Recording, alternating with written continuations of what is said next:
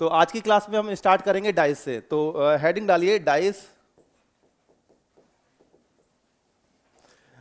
जब भी हम डाइस की बात करते हैं तो डाइस जो होंगे आपकी वो दो शेप में आपके हमें मिलते हैं देखने को।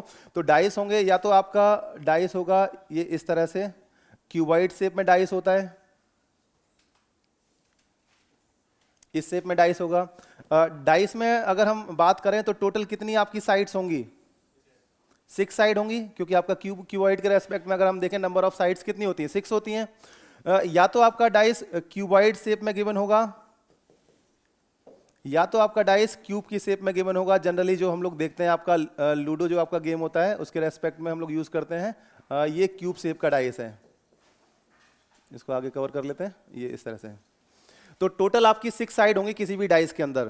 तो यहाँ पर 6 साइड के रेस्पेक्ट में कोई भी डाइस आपका गिवन होता है। अब जब भी कोई डाइस गिवन होगा तो उस डाइस को हम उसके व्यू के मतलब उसको अगर हमें देखना है तो हम उसको कितने तरीके से हम देख सकते हैं। जैसे डाइस जो होता है उसके टोटल अगर आपके व्यू की बात करें तो दो तरह के व्यू होते हैं, एक आपका टॉप व्यू और एक होता है आपका साइड व्यू।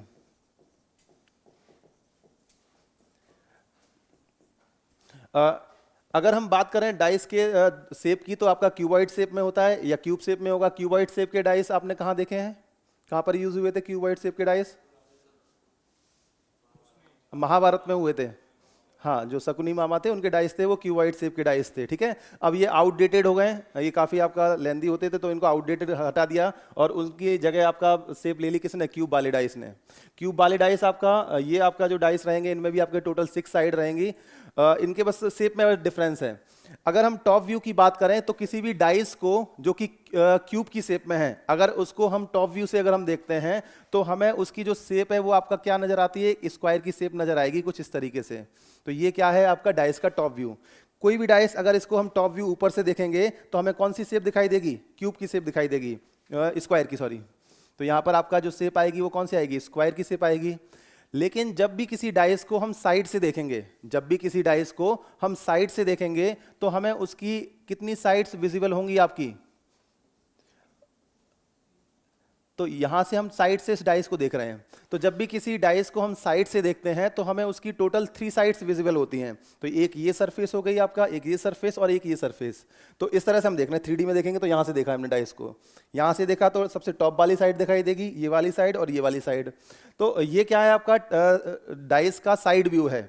जब भी डाइस को हम साइड से देखेंगे 3 साइड्स विजिबल होंगी और 3 साइड्स पर आपका 3 डिफरेंट नंबर हो सकते हैं, अल्फाबेट्स हो सकते हैं या डिफरेंट आपके सिंबल हो सकते हैं। ठीक है, तो उनके रेस्पेक्ट में अगर हम ये 3 साइड्स की बात करें तो ये 3 साइड्स क्या हैं? एक दूसरे के एडजेसेंट हैं। क्या इनमें से कोई एक दूसरे के अपोजिट है? नहीं है। अब यहां पर अगर हम बात करें इस वाली साइड की, इस वाले साइड के अपोजिट वाली साइड कौन सी होगी? जो बैक में है इसके, यहां से जो आपको देखने को मिलेगी इस तरह से। इस वाली ये वाली जो साइड है इसके ऑपोजिट कौन सी साइड होगी आपका? यहां पर जो हमें नहीं दिखाई दे रही, विजिबल नहीं है यहां पर। ठीक है, और टॉप वाली साइड के अपोजिट में कौन सी साइड होगी? जो आपका सबसे नीचे बॉटम पर होगी, जो कि अब आपका यहां पर विजिबल नहीं है। तो टोटल जब भी किसी डाइस को हम साइड से देखेंगे तो 3 साइड्स आपकी विजिबल होंगी और ये तीनों साइड्स क्या है आपकी? एडजेसेंट साइड होंगी। तो सबसे पहली इंफॉर्मेशन हमने यहां से ये कलेक्ट की। इसके बाद अगर हम बात करें डाइस के टाइप की कि डाइस कितने टाइप के होंगे जो कि आपका जिनके रेस्पेक्ट में क्वेश्चंस आपके पूछे जाते हैं, तो सबसे पहले आपका जो डाइस हम लोग कवर करेंगे वो होता है आपका closed dice. Closed dice, closed dice जैसा कि हमें नाम से क्लियर है आपका कि डाइस जो होगा वो आपका क्लोज शेप में आपका गिवन होगा। मींस सारी साइड्स क्या होंगी आपकी? वो कवर्ड होंगी पूरी तरह से। तो क्लोज्ड डाइस आपका जो होगा वो कुछ इस तरह से आपका गिवन होता है। ये आपका क्लोज्ड डाइस है इस तरीके से। क्लोज्ड डाइस आपका सारी 6 साइड आपकी क्या है? कवर्ड है।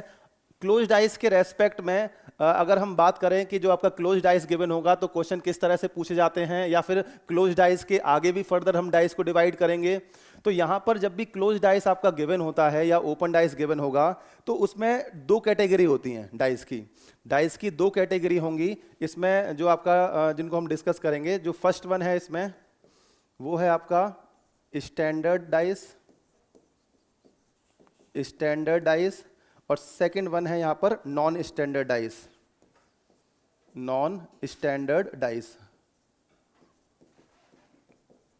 तो डाइस की दो कैटेगरी हैं आपका, स्टैंडर्ड डाइस और नॉन स्टैंडर्ड डाइस। अब इन दोनों में आपका डाइस में क्या डिफरेंट होता है, क्या डिफरेंस है इनमें, कैसे हम पहचानेंगे कि कौन सा डाइस स्टैंडर्ड है कौन सा नॉन स्टैंडर्ड है, उसको हम जरा डेफिनेशन के थ्रू देख लेते हैं।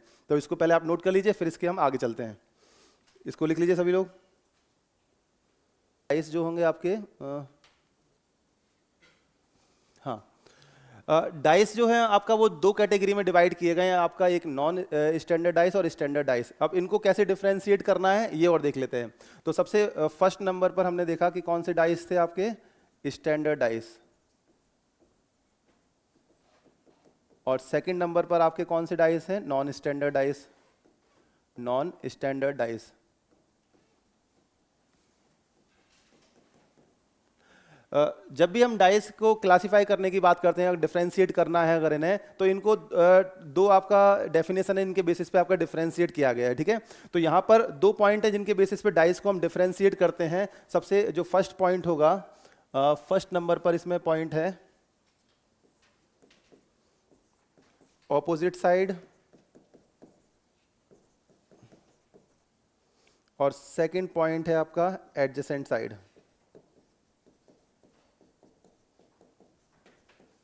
तो डाइस को हम डिफरेंशिएट करेंगे आपका 2 पॉइंट के बेसिस पे, एक आपका ऑपोजिट साइड और एडजेसेंट साइड के बेसिस पे। ऑपोजिट साइड क्या होगी आपका, जैसे दो साइड जिनके कोई भी आपका एजेस एक दूसरे को टच ना करते हो, यानी कि आपका जैसे ये साइड है, इसके अपोजिट कौन सी साइड है, ये वाली। ये साइड है, इसके अपोजिट साइड कौन सी आपका, बॉटम। और ये वाली साइड है, इसके अपोजिट कौन सी साइड है, वो वाली, ठीक है। तो दोनों के कोई भी कॉर्नर या आपका कोई भी एजेस एक दूसरे को टच नहीं करेगा, वो अपोजिट साइड होती हैं। अगर हम बात करते हैं एडजेसेंट साइड की, तो एडजेसेंट साइड जैसे ये वाली साइड हो गई, और ये साइड क्या है आपकी, एडजेसेंट साइड है। तो यहाँ पर आपका एक कॉर्नर ऐसा होगा जो कि आपका टच कर रहा होगा, एक एज ऐसी होगी जो टच करेगी इसमें। तो अब इन दो कैटेगरी के बेसिस पे, इन दो पॉइंट के बेसिस पे कैसे डाइस को कैटेगराइज किया गया है उसको देख लेते हैं। सबसे पहले अगर स्टैंडर्ड डाइस की बात करें, तो यहाँ पर स्टैंडर्ड डाइस जो होंगे, इसमें जो सम आएगा, sum of all opposite pair of sides is equal to 7। तो स्टैंडर्ड डाइस के रेस्पेक्ट में जो ऑपोजिट साइड्स के जितने भी पेयर होंगे उन सब का सम क्या आएगा, 7 आएगा। तो अगर आपसे कोई पूछता है, तो यहाँ पर स्टैंडर्ड डाइस जो है आपका, इसमें क्या होगा, नंबर फिक्स होंगे।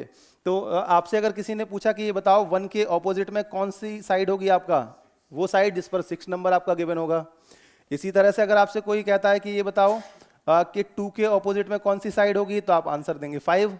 और आपसे कोई पूछता है कि 3 के ऑपोजिट में कौन सी साइड होगी, तो आप बता देंगे 4। तो स्टैंडर्ड डाइस जो रहेंगे, यहाँ पर सारी साइड्स क्या है आपका, फिक्स रहेंगी।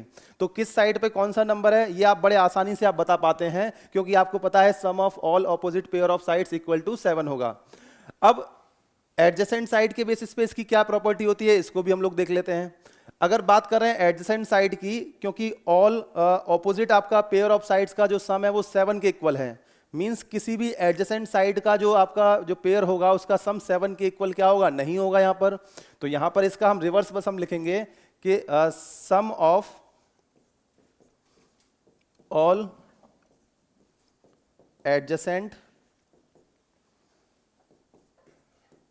Pair of sides is not equal to 7, not equal to 7। तो यहां पर जितने भी एडजेसेंट साइड के पेयर होंगे आपके, जैसे यहां अगर कोई भी एडजेसेंट अगर हम साइड लें, तो साइड व्यू से हमें 3 साइड्स दिखाई देती हैं, और तीनों क्या होंगी, एक दूसरे के एडजेसेंट होती हैं। तो किसी भी पेयर का सम होगा वो 7 के इक्वल नहीं आएगा, किसके अंदर, स्टैंडर्ड डाइस के अंदर। तो ये इसकी आपका आइडेंटिफिकेशन होगी स्टैंडर्ड डाइस की।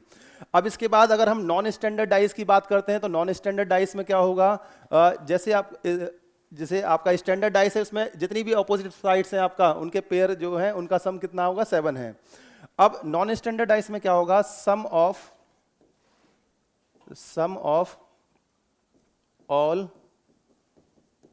ऑपोजिट पेयर ऑफ साइड्स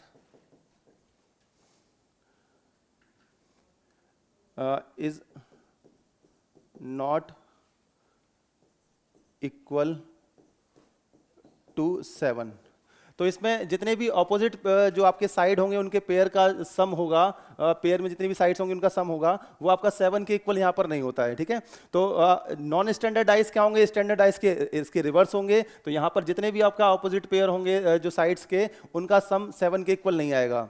लेकिन यहाँ पर एक कंडीशन, हम एक पॉइंट को और ऐड ऑन करेंगे, any one pair of sides, any one pair of sides may be equal to 7।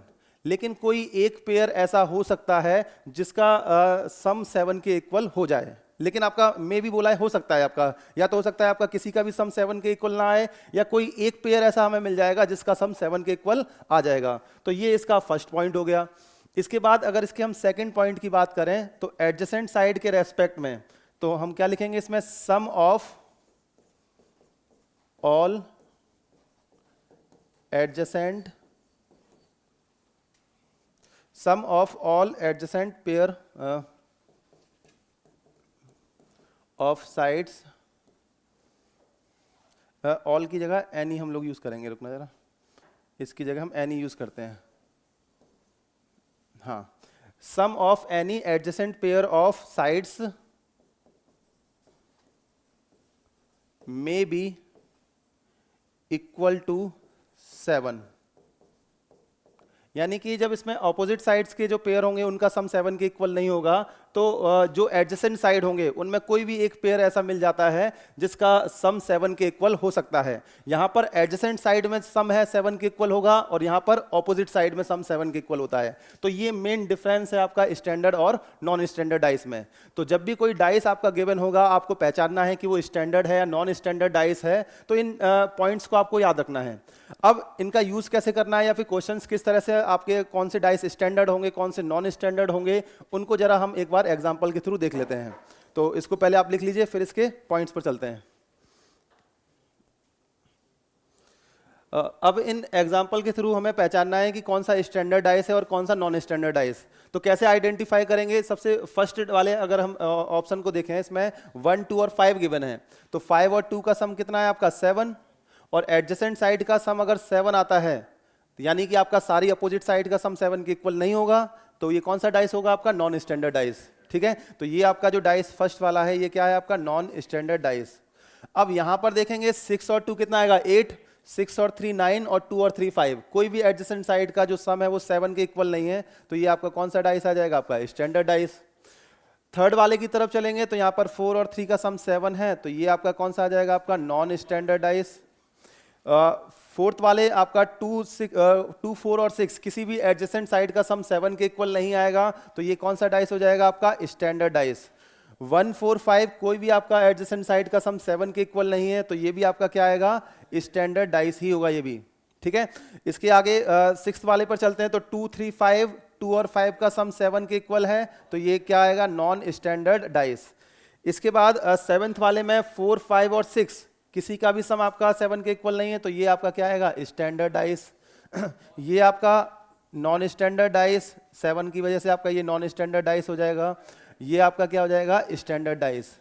तो इस तरह से हम आइडेंटिफाई करेंगे कि कौन सा डाइस स्टैंडर्ड है और कौन सा डाइस नॉन स्टैंडर्ड है। ये सभी की समझ में आ गया कि कैसे हमें पहचानना है कि कौन सा स्टैंडर्ड कौन सा नॉन स्टैंडर्ड। अगर कोई भी इंडिविजुअल डाइस गिवन है और इंडिविजुअल डाइस को देख के अगर आपको पहचानना है कि वो स्टैंडर्ड है या नॉन स्टैंडर्ड, तो उसका आपको साइड व्यू गिवन होगा, और साइड व्यू जब गिवन होगा तो 3 साइड्स आपको विजिबल होंगी, और ये 3 साइड्स क्या होंगी, एडजेसेंट साइड। तो एडजेसेंट साइड के रेस्पेक्ट में उसकी प्रॉपर्टी आपको पता है, अगर किसी भी एक पेयर का सम 7 के इक्वल आ जाता है तो वो क्या हो जाएगा आपका नॉन स्टैंडर्ड डाइस, और अगर किसी भी पेयर का सम 7 के इक्वल नहीं आता है तो वो क्या हो जाएगा आपका स्टैंडर्ड डाइस हो जाएगा आपका, ठीक है। अब इसके बाद नेक्स्ट आपका इसके हम स्टैंडर्ड डाइस के क्वेश्चंस की तरफ चलेंगे, ठीक है। तो यहां पर आगे हेडिंग डालेंगे standard dice. Standard dice, standard dice के रेस्पेक्ट में क्वेश्चन किस तरीके से पूछे जाते हैं, और या फिर आप उनका आंसर कैसे कर सकते हैं, इस सब चीज के बारे में बात करते हैं। सबसे पहले अगर एग्जांपल के लिए कोई भी आपका डाइस आपको गिवन है इस तरीके से, यहां पर आपका ये 2, ये 3 और ये 6 आपको गिवन है, ठीक है। तो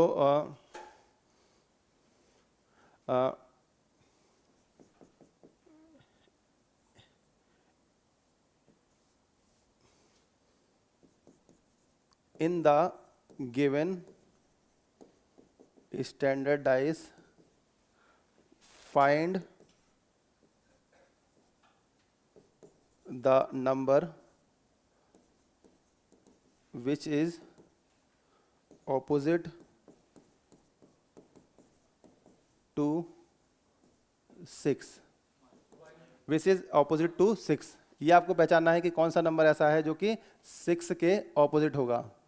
तो अगर आपको स्टैंडर्ड डाइस गिवन है या डाइस की कोई एक पोजीशन गिवन है और उस पोजीशन को देखकर आपको ये पता लग रहा है कि वो स्टैंडर्ड डाइस की प्रॉपर्टी को फॉलो कर रहा है, तो आपको ये पता करना बड़ा आसान रहता है कि किस साइड के अपोजिट कौन सी साइड्स होगी। क्योंकि यहाँ पर आपको बस एक पॉइंट याद रखना है कि जितने भी अपोजिट साइड्स के जो पेयर होंगे उनका सम क्या होगा, 7 के इक्वल आएगा। तो अगर आप ये पहचान पा रहे हैं कि ये स्टैंडर्ड डाइस है, तो इसके रेस्पेक्ट में अगर आपसे कोई पूछता है कि ये बताइए कि 6 के ऑपोजिट में कौन सा नंबर होगा, तो आप बड़े आराम से बता देंगे कि 1 होगा। अगर मान लो बाई चांस वो पूछता है कि बताओ 5 के ऑपोजिट कौन सा नंबर होगा, तो भी आप बड़े आराम से आइडेंटिफाई कर लेंगे कि 2 होगा। और इसके अलावा अगर आपसे पूछता है कि बताओ 4 के ऑपोजिट कौन सा होगा, तो आप बता देंगे आपका 3 हो जाएगा। तो ये पूरा कंक्लूजन आप बड़े आराम से पता कर लेते हैं, किसके रेस्पेक्ट में, स्टैंडर्ड डाइस के रेस्पेक्ट में। लेकिन स्टैंडर्ड डाइस के रेस्पेक्ट में अगर क्वेश्चन गिवन है और कंडीशन फुलफिल हो रही है, तो क्वेश्चन का आंसर पता करना काफ़ी आसान है। लेकिन अगर मान लो क्वेश्चन अगर आपका नॉन स्टैंडर्ड डाइस के रेस्पेक्ट में गिवन है, तो वहां पर क्या क्या कंडीशन रहेंगी उसके वो भी हम लोग देखेंगे। स्टैंडर्ड डाइस के रेस्पेक्ट में अगर क्वेश्चन का आंसर पता करना है तो आपका चीज़ें बड़ी आसान रहती हैं, इसीलिए स्टैंडर्ड डाइस से कभी कोई क्वेश्चन नहीं पूछा जाता। बस केवल इसके बारे में जानना था, तो हमने इसको केवल इसकी डेफिनेशन को जान लिया। अब जो क्वेश्चंस मेनली फॉर्म होते हैं वो कहाँ से होते हैं, नॉन स्टैंडर्ड डाइस से। तो आगे आपका हेडिंग डालेंगे नॉन स्टैंडर्ड डाइस। तो इसको आगे करें, लिख लिया इसको।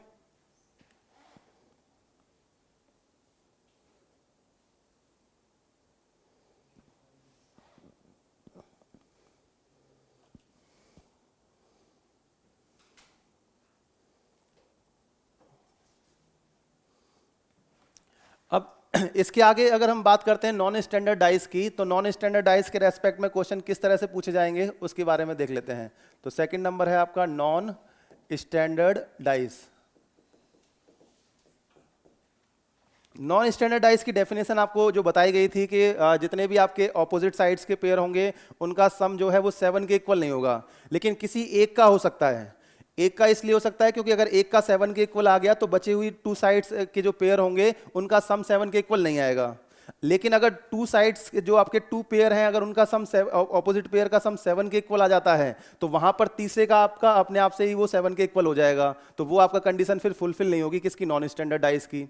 अब जब भी नॉन स्टैंडर्ड डाइस गिवन होगा तो यहां पर नंबर्स फिक्स नहीं होते कि किसके ऑपोजिट क्या होगा, ये हमें आपका क्वेश्चन की इंफॉर्मेशन से फाइंड करना होता है। तो अगर कोई एक सिंगल डाइस गिवन है और उसको देखकर ये पहचानना है कि ये आपका किस नंबर के ऑपोजिट क्या होगा, तो आप यहां पर ये फाइंड नहीं कर पाएंगे, क्योंकि यहां पर चीजें क्या है, फिक्स नहीं, नंबर्स आपके चेंज होते रहते हैं। तो जब भी कोई नॉन स्टैंडर्ड डाइस गिवन होगा तो उसके रेस्पेक्ट में हमें बेसिकली क्या करना होता है, कंपैरिजन करना होगा। और कंपैरिजन के लिए हमें किसी एक डाइस की मोर देन 1 पोजीशन की रिक्वायरमेंट होती है। तो यहां पर जो आपके डाइस होंगे उनकी आपका मोर देन 1 पोजीशन आपकी गिवन होती है। जैसे आपका इसमें सबसे फर्स्ट हम देखेंगे, आपका पहला इसमें केस है व्हेन 2 पोजीशंस आर गिवन। जब भी किसी डाइस की 2 पोजीशन गिवन है जो कि नॉन स्टैंडर्ड टाइप का है, तो उसके रेस्पेक्ट में आपको कंपैरिजन करना पड़ेगा। कंपैरिजन करना पड़ेगा, तो कंपैरिजन के लिए यहां पर आपके 2 केस हम लोग डिस्कस करते हैं। सबसे पहले आपका केस नंबर फर्स्ट की बात करेंगे। तो यहां पर केस नंबर फर्स्ट है, case number first when one side is common. तो जब आपने 2 डाइस को कंपेयर किया और उनकी 1 साइड आपका है वो कॉमन आ रही है, तो उसके रेस्पेक्ट में हमारा कंक्लूजन क्या रहेगा उसके बारे में बात करते हैं। तो जब भी आपका डाइस की 2 पोजीशन गिवन होंगी कुछ इस तरीके से,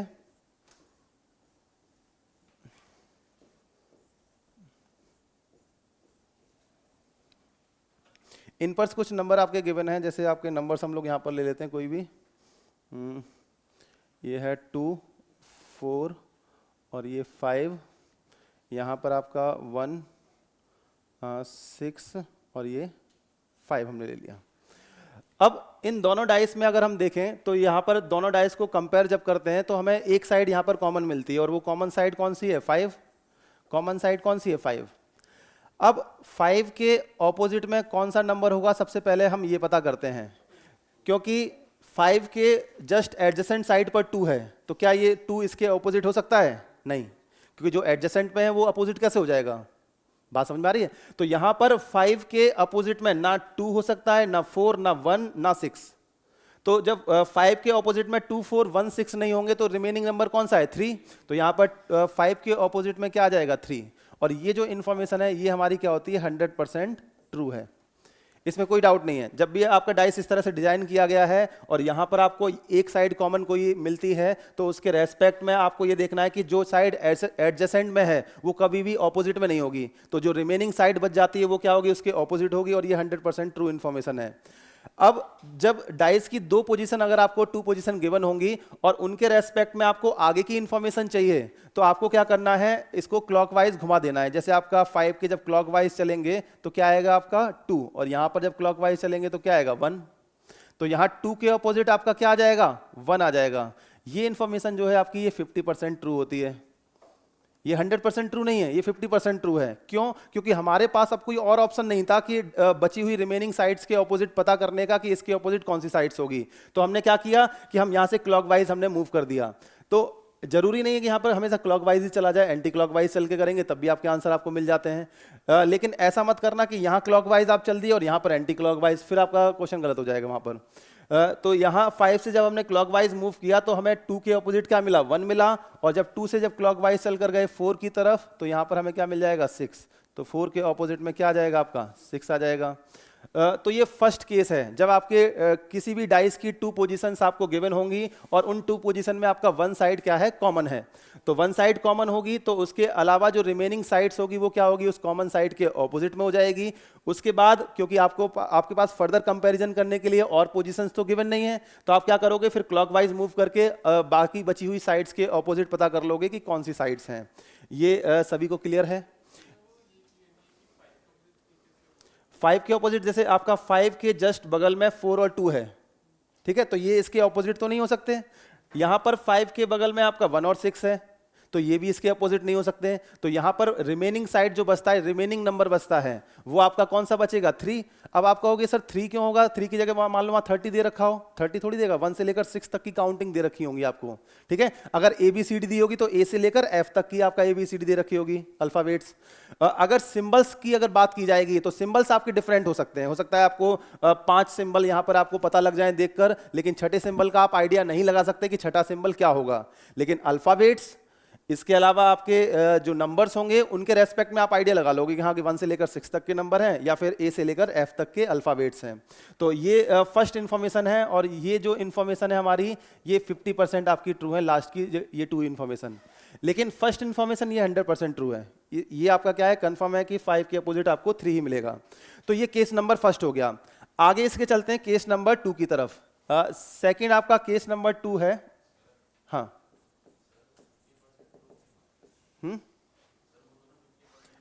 क्योंकि हमारे पास में फर्दर कंपैरिजन करने के लिए कोई भी और पोजीशन नहीं गिवन थी, इसीलिए हमने क्या किया, इसमें क्लॉकवाइज चलकर हमने ये पता कर लिया कि और साइड्स के अपोजिट में क्या होगा। अब ये क्या है कि जब हमारे पास कोई और ऑप्शन नहीं बचा था तो हमें ये पता करना था कि किसके अपोजिट क्या साइड होगी, तो हमने फिर क्लॉकवाइज या एंटी क्लॉकवाइज चलकर ये चीज़ पता की। लेकिन ये कब गलत हो जाती हैं? जब आपका मोर देन 2 पोजीशन आपको गिवन हों। अगर मान लो 3 पोजीशन गिवन होंगी, उसके बाद अगर आपने एक 2 जो आपके डाइस होंगी पोजीशन को कंपेयर करके आपने इस कंक्लूजन पे पहुंच गए, तो हो सकता है वो तीसरे डाइस को वो आपका फॉलो ना कर रही हो इन्फॉर्मेशन, तो वहां पर ये इन्फॉर्मेशन गलत हो जाती है। अभी एग्जाम्पल से और चीजें क्लियर होंगी, अभी ये फिलहाल समझ में आ रहा है आपके, ठीक है। अब इसके बाद केस नंबर 2 क्या है आपका? When 2 sides are common. तो जब आपके 2 पोजीशन में 2 साइड्स आपकी कॉमन होंगी तो उनके रेस्पेक्ट में आपका किस तरह से हम लोग फाइंड करेंगे ये और देख लेते हैं। जैसे यहाँ पर आपके 2 डाइस आपके पोजीशन उनकी इस तरह से गिवन है, सेकंड पोजीशन 1 3 6, यहाँ पर आपका 4 1 और 3 इस तरह से, ठीक है। अब ये 2 डाइस की पोजीशन जब आपको गिवन है तो इनके रेस्पेक्ट में अगर आप देखोगे तो यहाँ पर कौन सी 2 साइड आपकी हैं जो कॉमन है, यहाँ पर 1 और 3 कॉमन आपको दिखाई दे रहा है और यहाँ पर 1 और 3 आपका ये आपको कॉमन दिखाई दे रहा है। तो 2 साइड्स आपकी कॉमन जो मिली वो कौन सी मिली, 1 और 3। जब भी आपका इस तरह के डाइस गिवन होंगे 2 पोजीशन जिनमें आपकी 2 साइड्स कॉमन होंगी, तो उसमें आपको ये देखना है कि रिमेनिंग साइड्स कौन सी बच जाती है। तो यहाँ रिमेनिंग साइड कौन सी है, 4, यहाँ रिमेनिंग साइड कौन सी है, 6, तो यहाँ पर 4 के ऑपोजिट में क्या आ जाएगा, 6 आ जाएगा। और ये इंफॉर्मेशन आपकी 100% ट्रू है। ये इंफॉर्मेशन क्या है आपकी 100% ट्रू। तो यहाँ पर 4 के ऑपोजिट में क्या होगा, 6 हो जाएगा। ये सभी को क्लियर है, ठीक है। अब इसके बाद जो बची हुई रिमेनिंग साइड्स हैं वो कौन कौन सी बच गई, आपका 1 और 3 बच गई, 1 और 3 बच गई। अब 1 और 3 के ऑपोजिट में क्या होगा, इसको फाइंड करने के लिए हमारे पास और कोई रास्ता नहीं होता। तो यहां पर जो आंसर है वो आइदर और में आते हैं, ठीक है। जैसे 1 और 3 के ऑपोजिट में क्या होगा, या तो आपका आइदर आपका 5 और कौन सा बच गया आपका 2, ठीक है। तो आइदर 2 और 5, या आपका 1 के ऑपोजिट में या तो आपका 5 होगा या तो 2 होगा, कोई एक नंबर होगा। ऐसे ही आपका 3 के ऑपोजिट में क्या होगा, आपका या तो 2 होगा या तो 5 होगा। क्या 1 के ऑपोजिट में 3 हो सकता है, नहीं, क्योंकि ये एडजेसेंट साइड है।